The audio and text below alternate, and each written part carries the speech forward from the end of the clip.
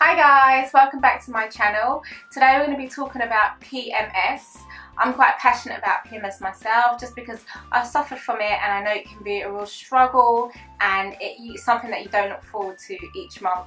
So I'm going to try and give you a few tips today on how you can deal with it or help you to reduce your symptoms. So what is PMS?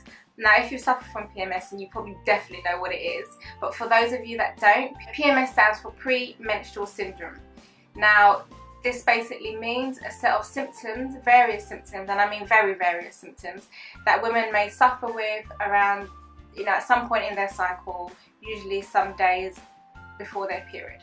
These can be a range of symptoms like depression, low moods, anger, constipation, diarrhea, acne, weight gain, sore or tender breasts. Literally the list goes on and on and on and on. You name it, blame it on PMS. So yeah, we're going to talk about some things that can help you to reduce those symptoms and to sort out the hormonal imbalance that is causing your PMS. So to understand PMS better, we need to understand a little bit about the female menstrual cycle. So day one of your cycle is the day you start bleeding, the day you start your period. Usually people bleed for about 4 to 5 days on average. So day 5, you keep going until you get to day 14. Day 14 is usually the day of ovulation. This is when an egg is released. So from day 1 to day 14, that is the first phase of your cycle. And then from day 14 all the way up until you start your period again, that's the second phase of your cycle.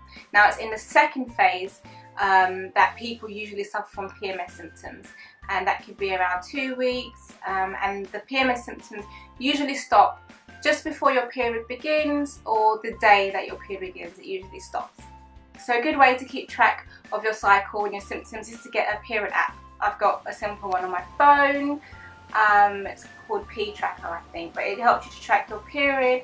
It helps you to log your symptoms. You can put all your symptoms down that you're suffering from, for example, things like acne and bloating and whatnot, constipation. You can also log your moods, and then that means you can go back and compare month to month what's been happening and any improvements or things that have become worse. So PMS is usually caused by a hormonal imbalance. It can be quite complex, but usually involve estrogen and progesterone and an imbalance between the ratio of those hormones. So the first thing that we're going to talk about is diet. Diet is really important, and I'm sure you all know that. And there's loads of things that we can do, and there's loads of changes that we can make in our diets to help with the symptoms that we may be suffering from. So one of the things that will help you in your diet is if you reduce or cut out completely animal fats. So these are things like meats and also dairy animal products like milk and cheese, cream, all of those things.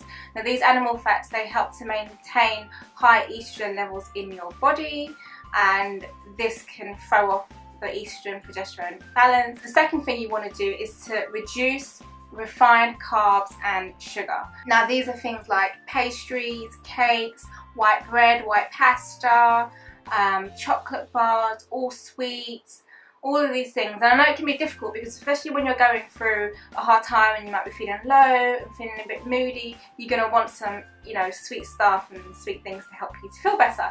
But it's best to try and break that cycle and to cut out the sugary foods and try and find some substitutes and something more wholesome and nutritious for you.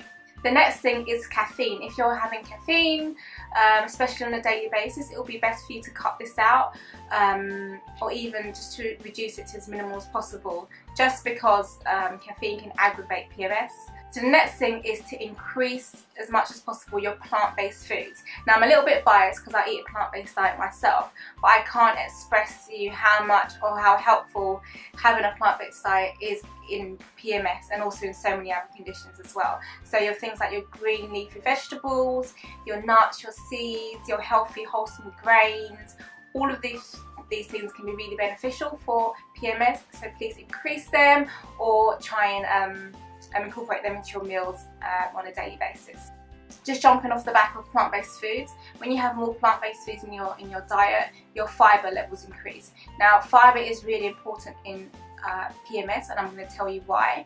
Estrogen is metabolized by your liver and it is excreted through your bowels. So if you're not going to the toilet at least once a day and you're not removing waste from your bowels regularly, then estrogen is going to build up in the bowel and it's just going to be reabsorbed back into the body, back into your bloodstream. So that means you're going to have estrogen recycling, and you're not going to be getting rid of the estrogen. So that's why it's important to get enough fibre in your diet to help you have good bowel movements to get the waste out of your body and the estrogen out of your body. So the next thing I'm going to talk about are some supplements, and there are a few supplements that I can recommend. I think it's important to make sure you get a lot of your nutrients from your foods, but sometimes if you need a little bit of a boost, these are the supplements that I recommend. So the first one is B6. Now B6 is really helpful at removing estrogen from the body and helping to maintain healthy hormone levels. Another one is magnesium. Magnesium is good for so many things in the body and it is really vital, but it's also really beneficial at getting estrogen out of the body and helping it to be excreted safely. B6 and magnesium work really well together, so you might find a supplement that has both in it. That would be really good. Another really important thing to help with PMS is stress. And now we all suffer from stress, we all have things in our lives that cause us stress, but it's so important to try and find things that will help your stress levels to calm down. When you are stressed, whether it's physical, emotional, mental, it causes hormones in your body to go haywire. So the next thing that I'm going to talk about finally are herbs. This is my most passionate area because obviously I'm a herbalist. But yeah, there are some herbs that you can use to help these symptoms. The first one that I'm going to talk to you about is called Vitex.